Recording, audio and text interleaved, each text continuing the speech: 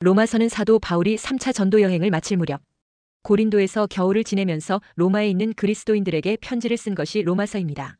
바울이 로마에는 한 번도 가본 일이 없지만 로마를 가보기를 간절히 원했습니다.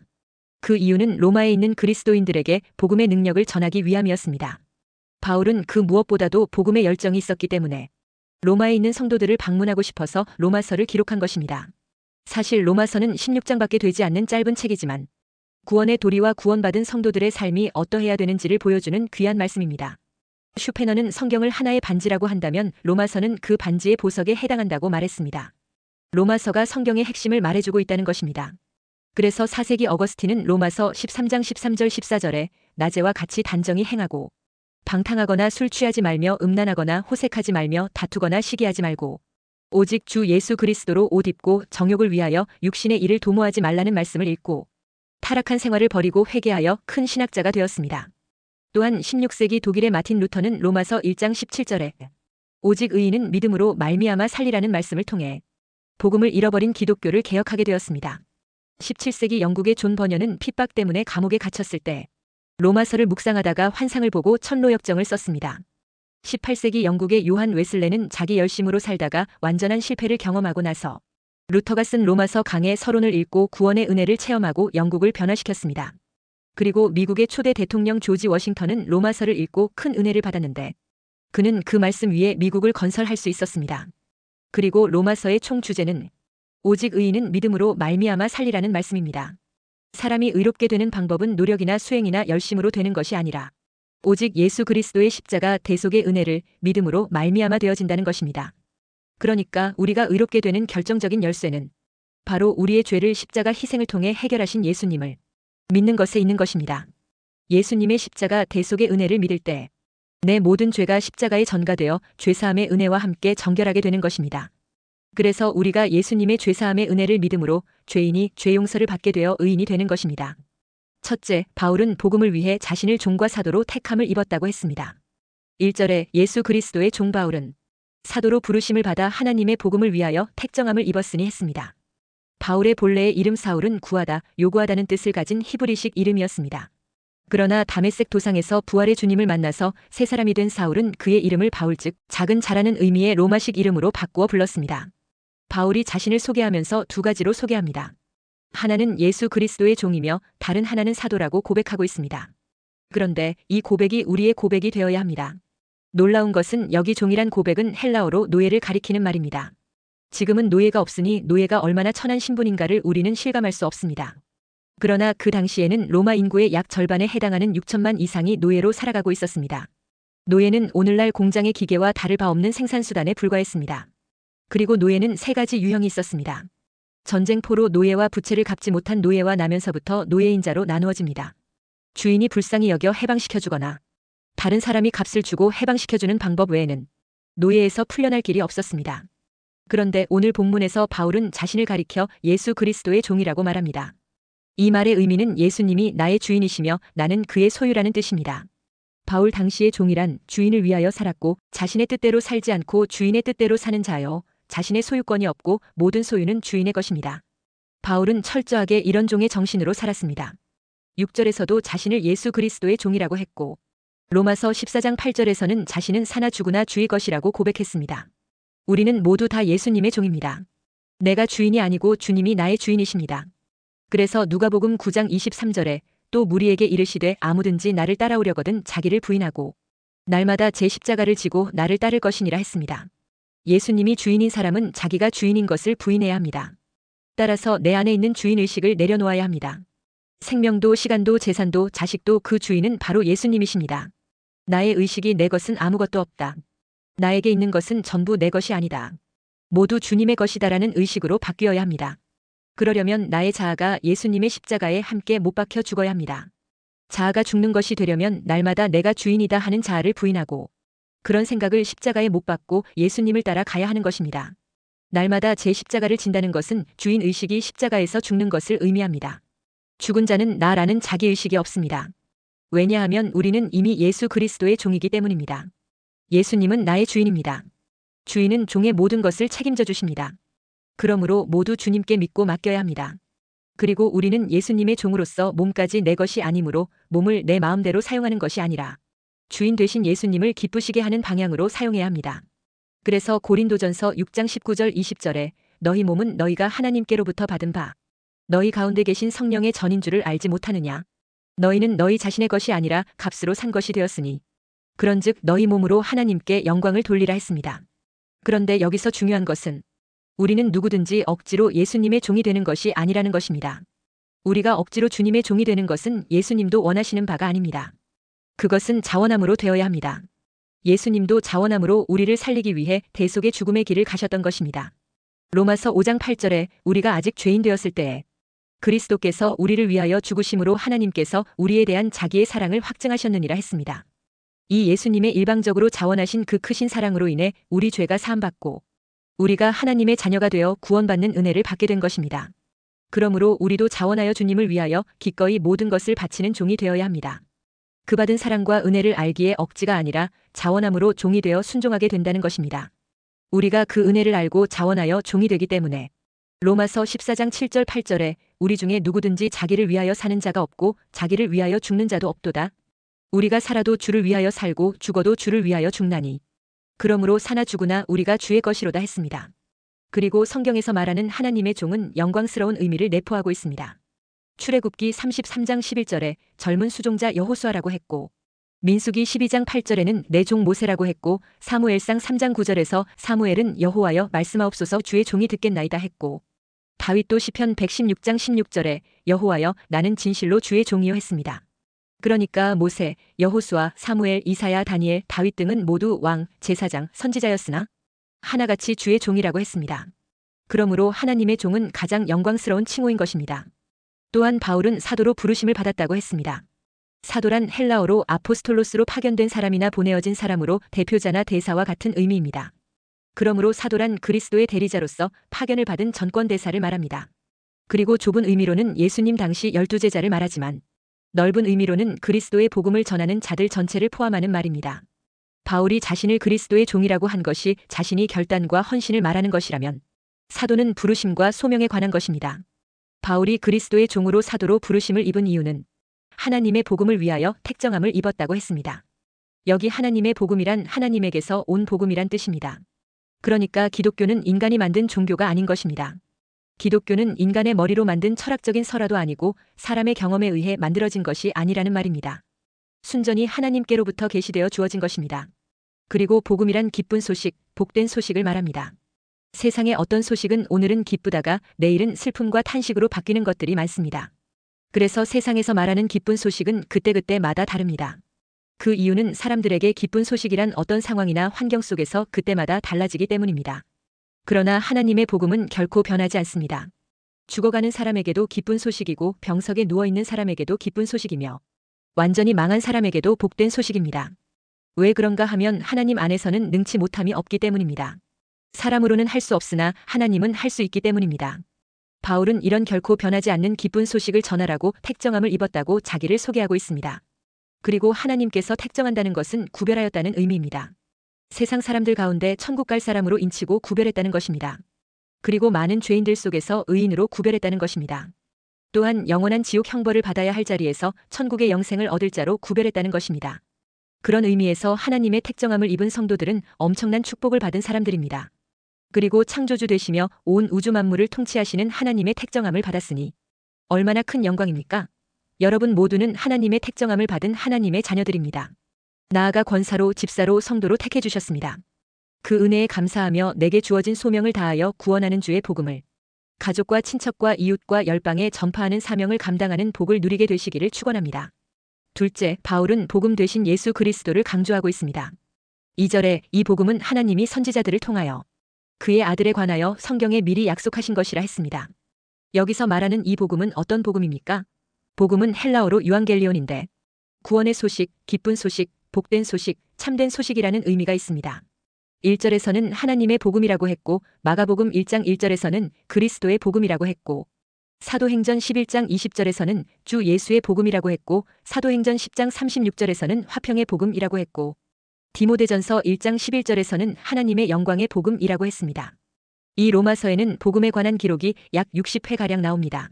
성경에서 말하는 복음은 결국 죄에 빠져 영원한 지옥 형벌과 멸망을 향해 죽어가는 인생들을 구원하여 건져내는 것을 말합니다. 그러므로 기독교의 구원은 인류의 근본 문제가 되는 죄와 사망의 법에서 해방되는 것을 말합니다. 바울이 전하는 복음의 핵심은 고린도전서 15장 3절 4절에 성경대로 그리스도께서 우리 죄를 위하여 죽으시고 장사 지낸 바 되셨다가 성경대로 사흘 만에 다시 살아나신 것을 전하는 것이었습니다. 다시 말해 기독교 복음의 핵심은 바로 예수 그리스도의 죽음과 부활입니다. 복음의 주인은 예수 그리스도시며 그의 죽으심은 인류의 죄 문제의 해결을 위한 대속의 죽으심이며 또 주님의 부활은 인류의 사망 문제를 해결하는 죽음으로부터의 부활을 말하고 있습니다. 그렇기 때문에 예수님의 죽음과 부활은 인류의 근본 문제를 위한 것이요. 죄와 사망의 문제를 해결하여 영원한 생명의 길을 내는 구원 사역인 것입니다. 그러므로 복음을 한마디로 말하면 예수 그리스도의 십자가와 부활입니다. 그러므로 예수 그리스도 외에는 복음이 없습니다. 이 복음은 사람이 만든 것이 아닙니다. 석가처럼 자기 수양과 마음의 집착을 비우는 훈련과 돌을 닦는 것을 통해서 혹은 공자처럼 인간이 도리를 많이 공부해서 위인이 되어서 비로소 복음이 열리는 그런 것이 아닙니다. 복음은 오직 우주 만물을 창조하신 하나님 편에서 일방적으로 택하신 인간을 구원하시기 위해 선지자를 통하여 그 아들에 관하여 성경에 미리 약속해 놓은 것입니다. 그래서 복음의 문을 열기 위해서는 예언대로 오는 자가 되어야 합니다. 성경은 복음 되신 구원자 메시아가 오실 것을 예언하고 있었습니다. 이미 4000년 전에 모세는 창세기 3장 15절에 여인의 후손으로 오실 것이라 했고 창세기 49장 10절에서는 유다 지파로 오실 것이라 했습니다. 이사야 7장 14절에서는 처녀가 잉태하여 낳는 아들이 임마누엘 구세주가 될 것이라고 했고 미가서 5장 2절에는 유대 땅 베들레헴에서 탄생할 것이라고 예언했습니다. 또한 시편 22편 1절에는 내 하나님이여 내 하나님이여 어찌 나를 버리셨나이까 어찌 나를 멀리하여 돕지 아니하시오며 내 신음소리를 듣지 아니하시나이까 하여 예수님의 죽음도 예언했습니다. 이 예언이 마태복음 27장 46절에 성취되기를 제구 시쯤에 예수께서 크게 소리질러 이르시되 엘리 엘리 라마 사박다니 하시니 이는 곧 나의 하나님 어찌하여 나를 버리셨나이까 하는 뜻이라 했습니다. 또한 시편 22편 18절에서는 원수들이 내 겉옷을 나누며 속옷을 제비 뽑나이다고 하여 생생한 십자가 고난 현장의 모습을 예언했습니다. 그리고 예수님은 요한복음 5장 39절에 너희가 성경에서 영생을 얻는 줄 생각하고 성경을 연구하거니와 이 성경이 곧 내게 대하여 증언하는 것이니라 했습니다. 그러므로 사도 바울은 내가 증거하는 복음은 바로 하나님의 복음이라는 것입니다. 자신이 모방하거나 창조한 것이 아니라 옛적부터 선지자들의 입을 통하여 예언된 것임을 말하고 있습니다. 그러므로 우리가 복음의 신앙의 바로 서는 길은 옛적부터 내려온 성경, 하나님의 말씀에 바로 서는 것입니다. 그러면 예언의 성취의 관점에서 복음이란 무엇입니까? 요한복음 3장 16절에 답을 말해줍니다. 하나님이 세상을 이처럼 사랑하사 독생자를 주셨으니 이는 그를 믿는 자마다 멸망하지 않고 영생을 얻게 하려 하심이라 했습니다. 우리가 예수님을 잘 믿으면 재물도 출세도 성공도 얻을 수 있고 질병도 고칠 수 있습니다. 그러나 그것이 복음의 진수는 아닙니다.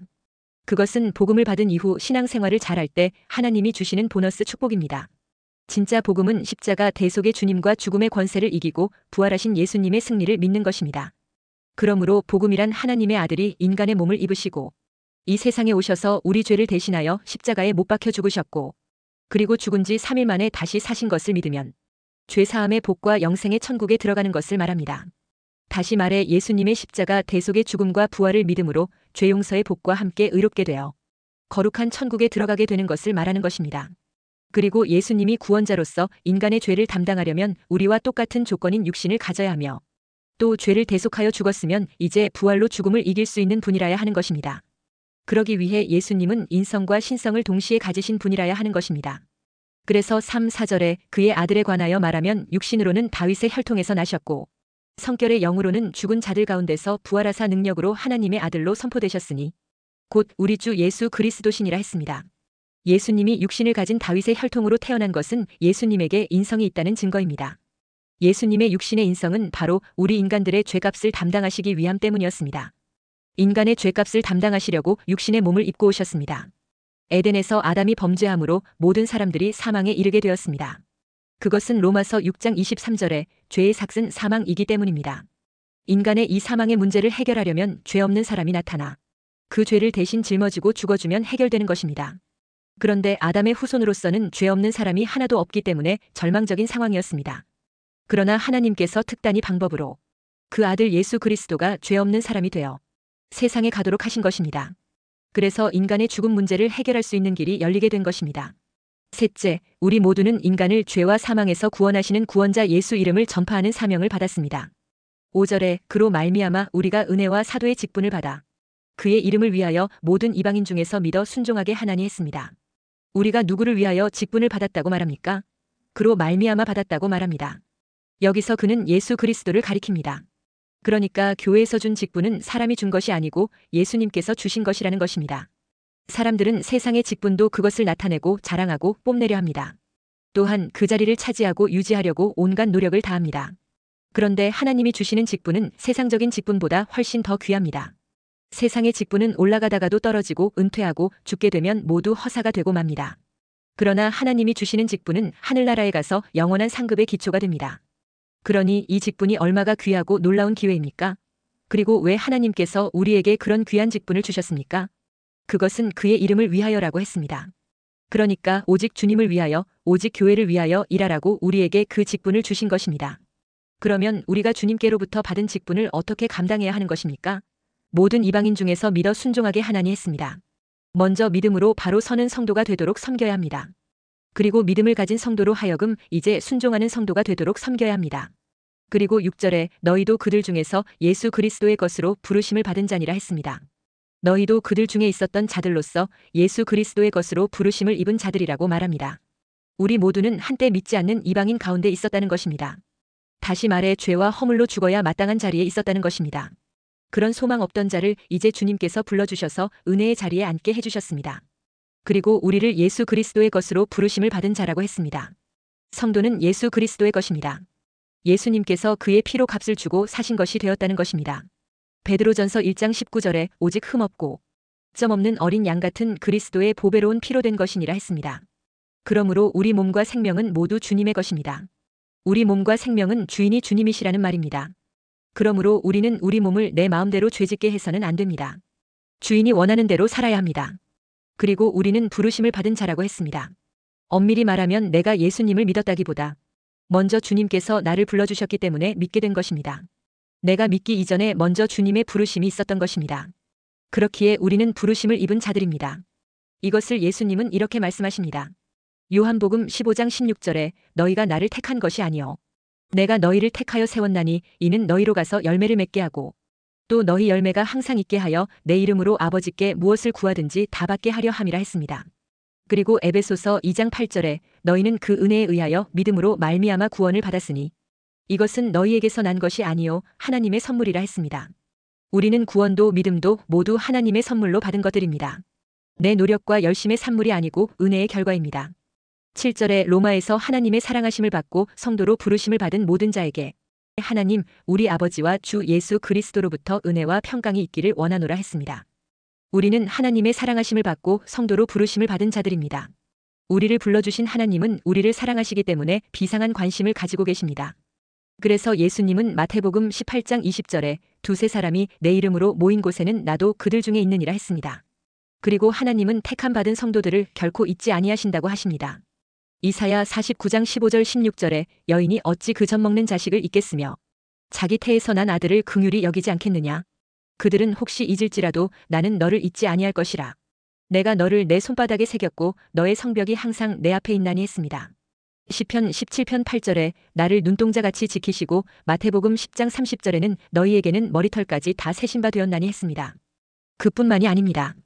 요한복음 6장 39절에 나를 보내신 이의 뜻은 내게 주신 자 중에 내가 하나도 잃어버리지 아니하고 마지막 날에 다시 살리는 이것이니라 했습니다.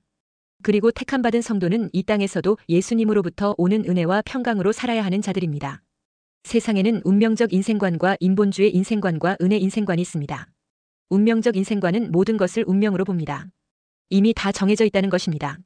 그래서 잘 안 되면 전생의 업보라고 해석하는 것입니다. 그리고 인간은 운명을 초월할 수가 없다고 여기면서 사주팔자 토정비결 역술과 점쟁이를 의지하기도 합니다. 그러나 그럴듯한 속임수일 뿐입니다. 그것이 결정적인 것은 아닌 것입니다. 또한 인본주의 인생관은 운명이고 신이고 다 허상이라면서 정신을 똑바로 차리고 사람의 힘으로 뭐든지 해내어야 한다고 보는 것입니다. 이런 사고는 유물론 사고와 연결되고 눈에 보이는 것만 믿는 사고방식입니다. 그리고 은혜 인생관은 고린도전서 15장 10절에 그러나 내가 나 된 것은 하나님의 은혜로 된 것이니 하는 모든 것이 하나님의 은혜라고 보는 인생관입니다. 모든 것을 창조주요 전능자 하나님께서 움직이신다고 믿는 구원받은 자들의 사고방식인 것입니다. 복음으로 구원받은 성도는 은혜 인생관을 갖고 날마다 그 은혜에 대해 겸손히 감사하며 말씀에 순종하는 자로 살아가는 자들입니다. 이런 은혜의 사람으로 남은 생애를 승리하게 되시기를 주의 이름으로 축원합니다.